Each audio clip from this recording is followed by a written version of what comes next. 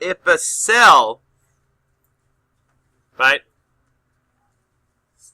remember that the water potential is equal to the solute potential plus the pressure potential.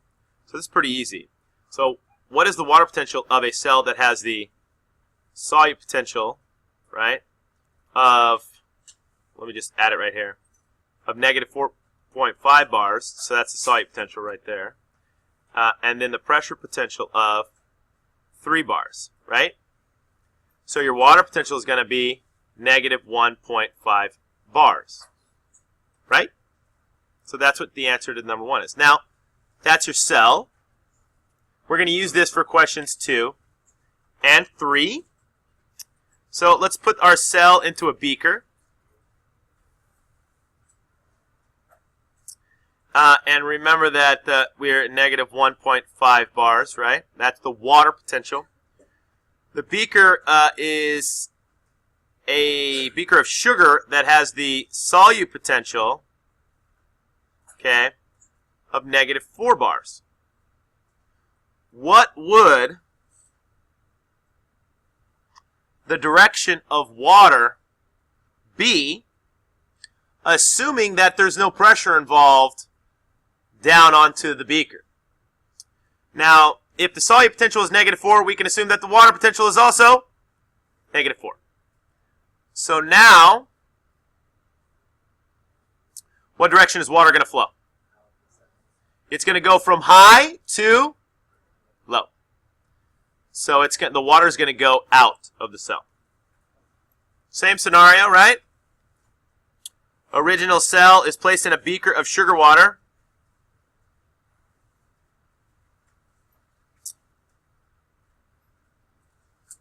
Where the solute potential is 0.15 megapascals. By the way, 1 megapascal is 10 bars. So if it's 0.15 megapascals, how do I convert that into bars? Multiply it by 10, you're going to get 1.5 bars. They're both negative, sorry, so it's a negative. So I place my cell, which is negative 1.5 bars, into a solution that is negative 1.5 bars. What will the net direction of water be? 0. The same that goes out will come in. There will be 0 net flow. So that's 3. So I have a plant, and the cells in the root have a water potential of negative 3.3. So I'm going to take my plant. Here's my plant. I'm going to put it in a beaker. Here's my roots of my plant. So the cells of the root are going to have a negative 3.3 water potential. I'm going to place it into a solution that is 1 molar sucrose. And it's 20 degrees Celsius. What is the water potential of the solution so that I can determine whether or not water is going to be coming into the root or out of the root cells? Well, first of all, I got to find out the water potential of this solution, correct? So if I find the solute potential, can I find the water potential, class? Yes. So the water potential is the same as the solute potential, so let's calculate the solute potential. Negative, right? Let's just negative I CRT. What's the I for sucrose? So what is C? What is the concentration of sucrose? It is 1. 0.1. Sorry, 0.1. Be very careful of that. I almost messed that up. 0.1. What is R?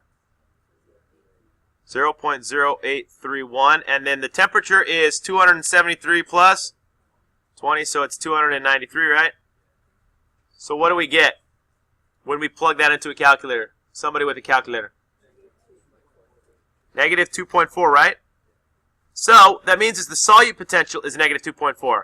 Well, negative 2.4 is the solute potential. I want to find the water potential, which is the solute potential plus the pressure potential. Since there is no pressure being enacted down onto the beaker, I can assume that the water potential is also negative 2.4. So is water leaving the root or going into it? It's going in because it's going from high to low. So water is going in. because this is the water potential inside of the cells of the root. It's a greater negative number, so it's less than negative 2.4.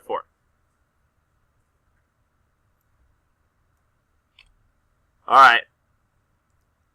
So, what if, same plant, can I just draw that as the cell of the root of the plant? It was negative 3.3, right? So that's like represents the cell of the root of the plant. But now I'm putting not 0.1 sucrose, I'm putting 1.1 salt. So how does that change the water potential? It doubles it because it changes this number into 2. So it used to be negative 2.4, right? With an ionization constant of 1. You multiply it with an ionization constant of 2, you're going to get negative 4.8. Now you have a salty solution with a water potential of negative 4.8. Water is going to go out. Got it?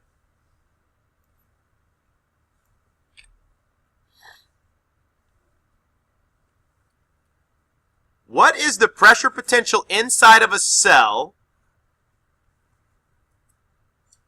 that has a solute potential of negative 7.5 if I want there to be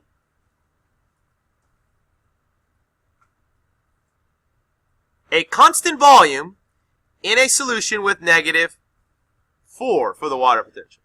You guys, what should happen in this scenario when you have an outside environment with negative 4 and an inside environment with negative 7.5? Should water go in or out? It should go in, but it says, what should the cell's turgor pressure be? Right? What should the pressure of the cell wall pushing the water, right, back out, right? It's pushing the water back out.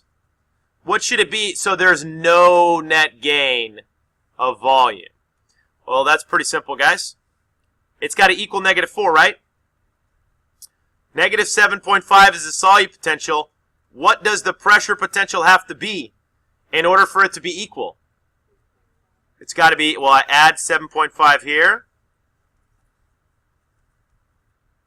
So I end up getting 3.5 is the pressure potential that you would have to add inside of the cell, 3.5 bars, in order for there to be no net gain or loss.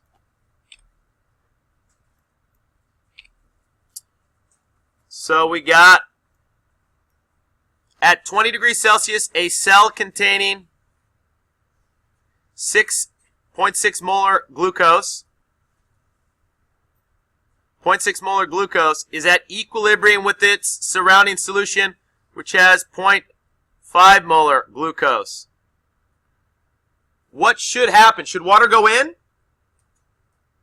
or out? Strauss. Because you're staring at whatever and not the screen.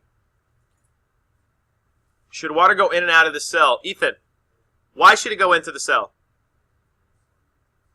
Yeah, because where's the hypertonic solution? By the way, this is glucose, and this is also glucose. What does that tell us about the ionization constant? I want to know what the pressure inside of the cell has to be so that there's no net gain, so that it's in equilibrium. So I got to calculate the pressure potential so that these two water potentials are equal, correct? What's the first thing I need to calculate? Solute potential of what? 0.6 and 0.5. Let's calculate the solute potential of the environment because it's going to have to equal the solute potential. Let's calculate the water potential of the environment.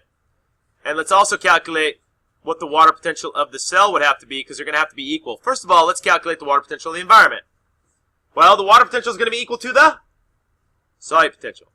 So the solute potential of the environment, right, this is of the environment, is going to be negative I, which is 1, concentration of glucose, 0.0831, multiplied by, oh, you think I could squeeze it in there? 293. Barely. Oh, you know what I could do? Beep. That would have been helpful. Why 293? Because if you look right here, oops, right there, it's 20 degrees Celsius. Guys, somebody give me the solute potential of the environment, please. Negative what?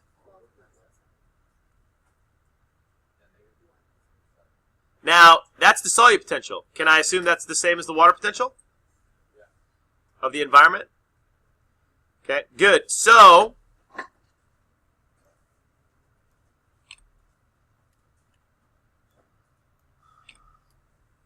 I need negative 12.17, which is the water potential on the outside, to equal the inside. First of all, I need to find what is the solute potential here?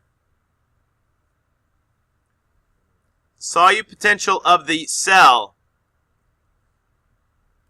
equals negative 1I times 0.6 times 0.0831 times 293. What's that number, by the way, guys? Negative 14.6 what? So I need these to be equal. So what does the pressure potential have to be in order for them to be equal? I add 14.61, and I get what? 2 point what? 45? 44. 2.44 is my pressure potential. Got it? Lastly, finally, you guys think that maybe this is going to show up on your test? Yeah. A cell with a pressure potential. Pressure potential of 3 bars is at equilibrium of a solution that is 0.4 molar sucrose. I want to know what is the sucrose solution. All right, what is the sucrose solution? Ooh, that's interesting. I got to find the solute potential of the inside. By the way, they are in equilibrium. Okay? First thing I want to calculate is the water potential of the sucrose solution, which is going to be the same as the solute potential. Negative 1, because sucrose has an ionization constant of 1, times 0.4 times 0.0831 times, oh, it's still 20 degrees, so 273 plus 20. So the water potential of the environment equals what? Negative 9.74. Okay? So negative 9.74 has to equal some solute, right? Well, let's the solute potential. Oops. The solute potential of the cell, right? Of the cell plus the pressure potential, which they already told you is 3. So I want a minus 3, right? Minus 3. That's going to give me the solute potential, okay? The solute potential of the cell equals negative 12.74, right? Yay! But it's not asking me for the solute potential of the cell, is it? What would the concentration of solutes, in this case sucrose, have to be inside of the cell in order to get you a water potential, or a solute potential in this case, sorry? Negative 12.74. So simply put, negative 1 times C, 0.0831, 293. Let's solve for C. Now it's a basic algebraic equation. You guys, what is negative 1 times 0.0831 times 293? Negative what? 24 point what? C equals negative 12.74. And by the way, this is all in the units of bars, right? You divide by negative 24.35. Divide by negative 24.35. You're going to get what? What does C equal? 0.52 molar. That's your answer. Expect to see something like that.